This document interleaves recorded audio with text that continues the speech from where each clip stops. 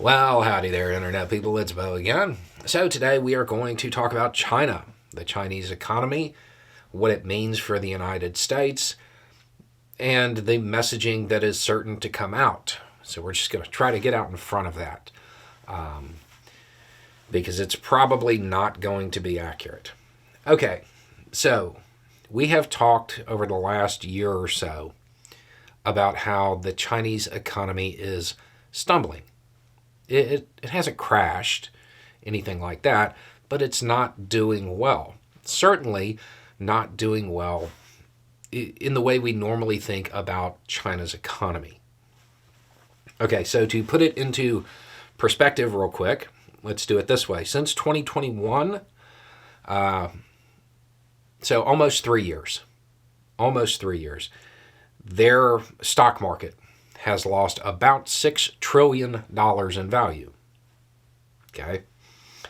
Their benchmark CSI is down about a quarter over the last year. Their real estate, there's a giant real estate company there that is basically being liquidated. Okay. All of this is bad. The economy is not doing well. The stock market recently, they kind of introduced a thing that made it look like you couldn't short sell. They introduced controls to try to make sure that it didn't get even worse. Now, on a wider view of it, one of the things that we talk about as a good indicator of overall economic health is a country's GDP. Last year, theirs was 5.2, 5.3, something in there. Okay, it's not bad. I mean, that's not something, it's not in a recession or anything like that. It is worth understanding that 5.2% or whatever it was, 5.2, 5.3, that's the lowest expansion they've had in over 30 years. It's really bad. China is a country that can often see double-digit growth. They are actually expecting it to be even lower in 2024. So the economy is not doing well. So why am I telling you all of this? Because undoubtedly the Republican Party is going to push a narrative about the economy in the U.S. They will certainly try to fearmonger and scare people with China's economy. The U.S. economy is far outperforming it in just about every way.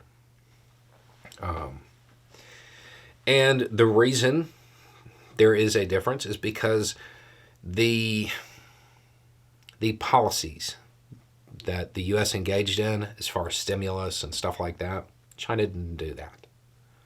So it is taking them longer to recover. All of those people who said that was a bad idea, you had the two biggest economies engage in very different approaches. You see which one was right. So it is worth understanding that when this fear-mongering gets brought out, they will probably wait until China starts making up some gains, because they can't keep going down forever, right? It's going to turn around, and when it does, that's the moment that they're going to come out and say, look, China's gained 14% or whatever in a narrow period of time. They'll cherry pick a small frame, a small time frame, and they'll use that to make it look like the Chinese economy is performing really, really well. When they do that, they're lying to you.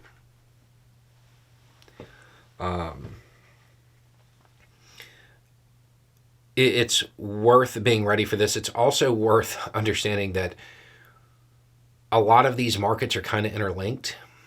And in this case, for the most part, the U.S. is doing better because China is kind of stumbling here. So it's something to be aware of, because over the next year, you're going to see a lot of it. And I'm sure that is going to happen. They will wait until the stock market there starts to rebound. And they'll say, look, the Chinese market went up 38% over the last week, and ours has only gone up 4%. Yeah, well, ours didn't lose a quarter of its value. That's why. Just be ready for it, because I know it's coming. Anyway, it's just a thought. Y'all have a good day.